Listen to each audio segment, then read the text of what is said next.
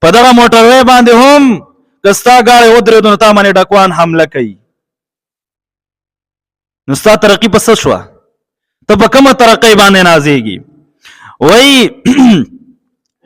چې ښه اعلی عدالتونه قایم شو. وی دا عدالتونه پخوا نه وو. وی ښه اعلی عدالتونه قایم شو.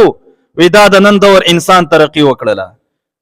نو ستا په عدالت په عمارت باندې ښه اعلی پیسې لګېدلي، دا زما نه ما. ته ښه عالیشان عمارت دې جوړ کړی دی. ستا جج ته چې کومه دی ښه اعلی تنخوا میلاویږي. تا د جج دپاره ښه بهترینه کرسۍ او ټیبل تیار کړی دی. لیکن زه به په دغه جج باندې څه وکړم چې زما جج هغه نن د مظلوم حمایت نشي کولی. هغه جج چې هغه تیار کړی شوی د دې دپاره دی، دا به د عدالت په کرسۍ باندې دې دپاره کینی چې دا به مظلوم ته هم انصاف ورکوي او ظالم ته به هم خپل انصاف ورکوي چې کوم د هغه حق دی.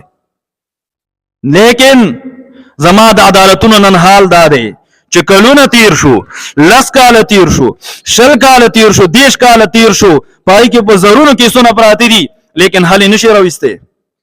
داسې فیصلې مې مولیدې چې د زنانو او دارنګې د مرګونو هغه فیصلې وشوي او د چا په حق کې چې فیصله وشوه د هغه 15 کاله مخکې مړ شوی، هغه تللی دی.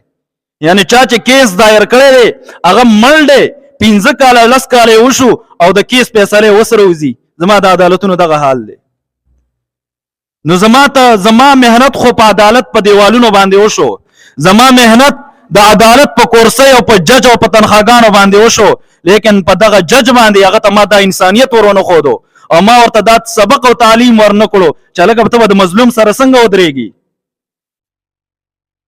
تا زما د عدالت نه قرآن لرې کړو، د انګریز کتابونه دې په عدالت کې کېښودل.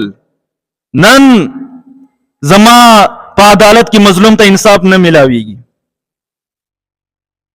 یو غریب سړی چې هغه دیړیمار دی، هغه مالی حالت کمزور دی، نن هغه خپل فیصله هغه خپل د حق د حصول دپاره د عدالت په چوکاټ باندې خپل نشي کېښودی. وجه دا ده که د په عدالت کې کیس دایر کو نو د دومره پیسې لاړې شي، دومره پیسې به لاړې شي چې دا به بیا په کلونو باندې لګوي، خپل قرضونه به دا نشي پوره کولی.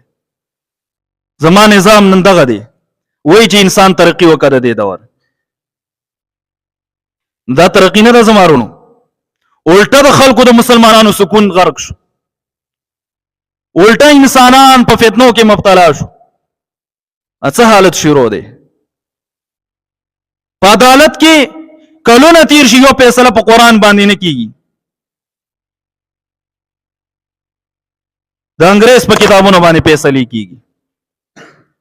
نو مسلمان د پاره کتاب راغلی قرآن پای باندې ولې فیصله نه کوي؟ نو زمانو دغه ترقی نه ده، تاسو چې دې ته ترقی وایي. بیا وایي د نن دور